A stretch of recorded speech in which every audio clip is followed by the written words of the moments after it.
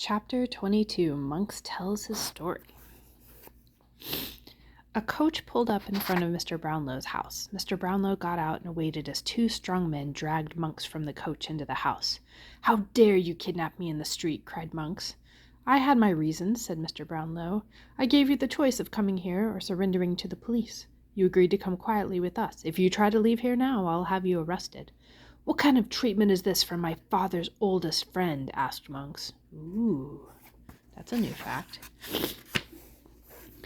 "It is because I'm your father's oldest friend that I'm treating you rather gently now, Edward Leeford, though you should be ashamed to bear that name. Your father's sister would have been my wife if she had lived. I have forgotten neither him nor her." "But what do you want with me?" asked Monks. You have a brother," said Mr. Brownlow, "a brother whose name I whispered to you in the street." "I have no brother," replied Monks. "I am an only child. Surely you know that." "What I do know is that your father, as a young man, was forced by his family's ambition into a wretched, unhappy marriage with a woman a good deal older than he. You were born from that miserable marriage. Later, your parents separated.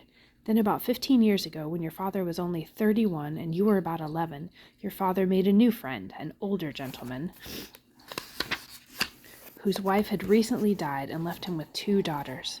One was a beautiful girl of 19, and the other only 2 or 3 years old. Your father fell in love with the older daughter."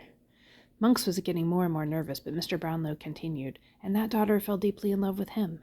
Then one of your rich relatives died and left your father a rather large sum of money. He had to go to Rome to settle this relative's business. Your mother was living a frivolous life in Paris at the time, but when she heard all about that money, she followed your father to Rome, bringing you with her. Your father died suddenly the day after she arrived, leaving no will, so all his money and property went to your mother and you." Monks leaned forward in his chair and held his breath. "But before your father left for Rome, he came to see me," continued Mr. Brownlow. "I never heard of that," said Monks. "He left with me some of his possessions which he could not take along on his quick trip to Rome.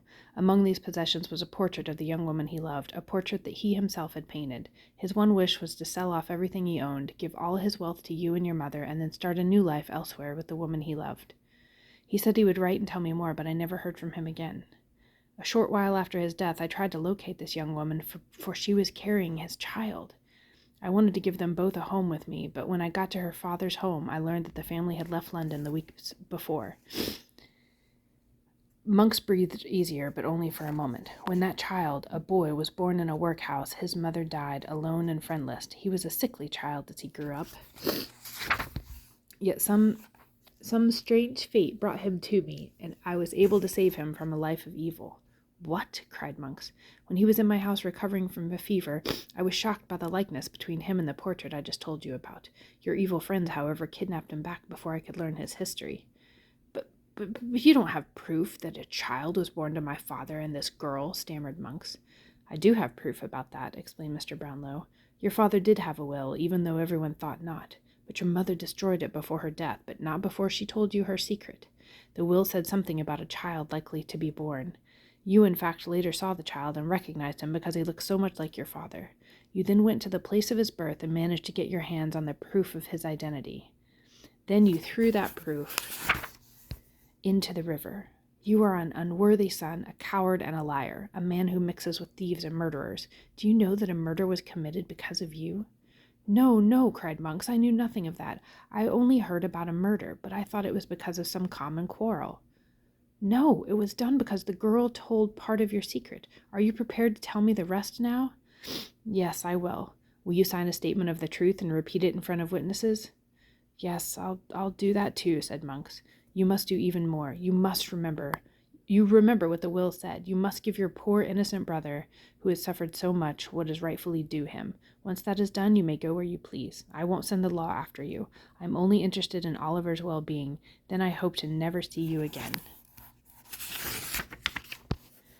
Monks began angrily pacing the room, hoping to come up with a way to escape. Suddenly, Dr. Losberne burst in, violently upset.